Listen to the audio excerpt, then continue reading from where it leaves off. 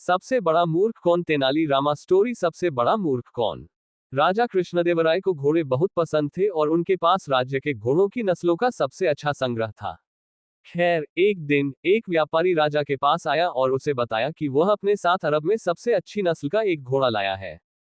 उसने राजा को घोड़े का निरीक्षण करने के लिए बुलाया। राजा कृष्णदेवराय को घोड़ा बहुत पसंद आया, तो व्यापारी ने कहा कि राजा इसे खरीद सकते हैं और उसके पास अरब में इस तरह के दो और हैं, जिन्हें लेने के लिए उसे वापस जाना पड़ेगा। राजा को घोड़े से इतना प्यार था कि वो उन दो घोड़ों को भी रखना चाहते थे। राजा ने घोड़ों के व्यापारी को 5,000 सोने के सिक्के एडवांस दे दिए और व्यापारी को जल्दी घोड़े लाने को कहा। व्यापारी ने कहा कि वो 2 दिन के अंदर लौट आएगा। Baby diapers.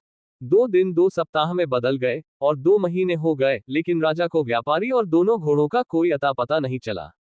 एक शाम अपने मन को शांत करने के लिए राजा अपने बगीचे में टहल रहे थे। वहां उन्होंने तेनालीराम को एक कागज के टुकड़े पर कुछ लिखते हुए देखा। उत्सुकतावश राजा ने तेनालीराम से पूछा कि वह क्या लिख रहा है। तेनालीराम पहले तो थोड़ा झिझक रहे थे, लेकिन आगे की पूछताछ के बाद उन्होंने राजा को कागज दिखाया। कागज पर नामों की एक लिस्ट थी। राजा का नाम लिस्ट में सबसे ऊपर था। तेनाली ने कहा कि ये विजयनगर साम्राज्य के सबसे बड़े मूर्खों के नाम है। ये सुनकर राजा कृष्णदेवराय बहुत क्रोधित हुए कि उनका नाम सबसे ऊपर था और उन्होंने तेनालीराम से स्पष्टीकरण मांगा।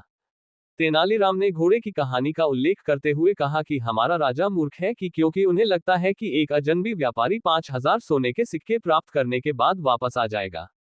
राजा ने फिर पूछा, यदि व्यापारी वापस आता है तो क्या होगा? इसका जवाब देते हुए तेनालीराम ने कहा कि ऐसी स्थिति में वो व्यापारी सबसे बड़ा मूर्ख होगा और मैं उसका नाम इस लिस्ट में सबसे ऊपर लिख दूंगा। कहानी की सीख: अजनबियों पर आंख मूंद कर विश्वास न करें।